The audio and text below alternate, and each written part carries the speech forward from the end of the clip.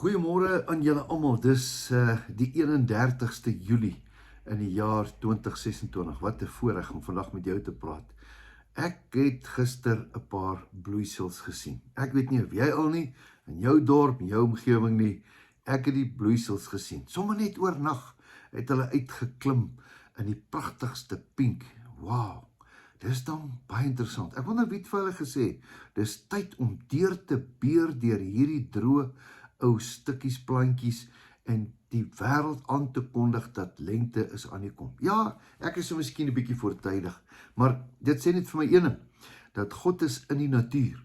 Ja, jy's reg. Hy is betyds in die natuur en op die regte tyd, dan laat hy die bloeisels uitkom.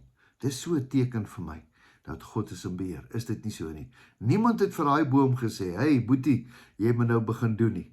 Binnekant in hom is daar iets van sy skepper gemaak. Hy is die skepsel. Hy maak soos die skepper vir hom sê. Is dit nie mooi nie? Nou ja, vanoggend wil ek ook praat, miskien ook met jou. Ek lees hier vanmôre in Psalm 3. 'n Interessante ene waar die skrywer hier praat, Psalm van Dawid.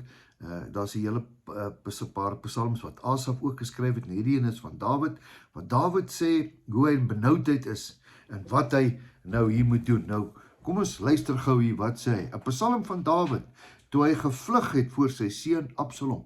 Hy was in benoudheid. Kan jy jouself indink? Jou seun wil jou doodmaak en jy moet weghardloop. Jy wil hom nie niks seer maak nie, maar jou seun wil jou vernietig. Die duiwel, die boosheid is binne in daai seun. Hy sê, "O Here, hoe het my teenstanders vermeerder?" Here, hulle het sommer baie geword. Dit is vermenigvuldig. Hy sê, "Baie staan teen my op, baie sê vir my, daar is geen heil vir hom by God nie. Maar U, o Here, is 'n skild wat my beskut, my eer en die een wat my hoof ophef. Luid roep ek die Here aan, en hy verhoor my van sy heilige berg af. Ek het gaan lê en aan die slaap geraak, en ek het wakker geword, want die Here ondersteun my.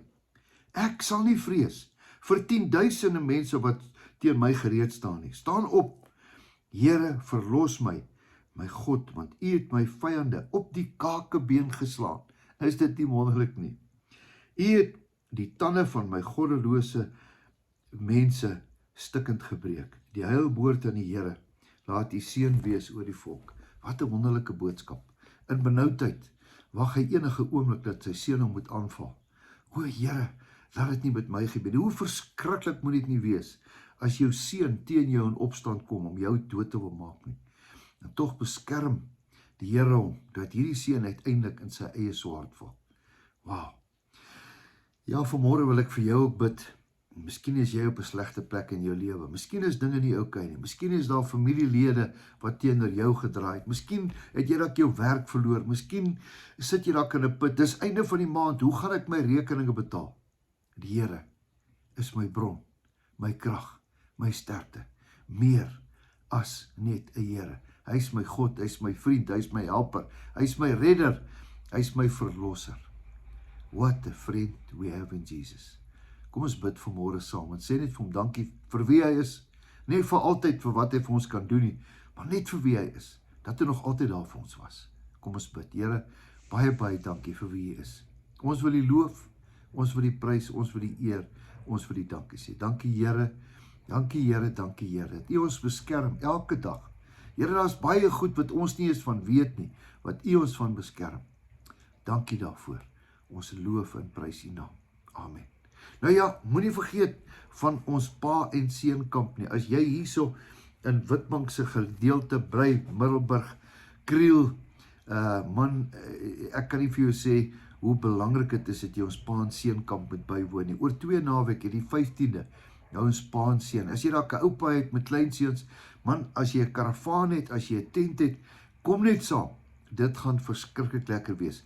Tyd saam met jou kind is die kosbaarste ding op hierdie aarde. Nou ja, ek gaan vir jou daai inligting stuur.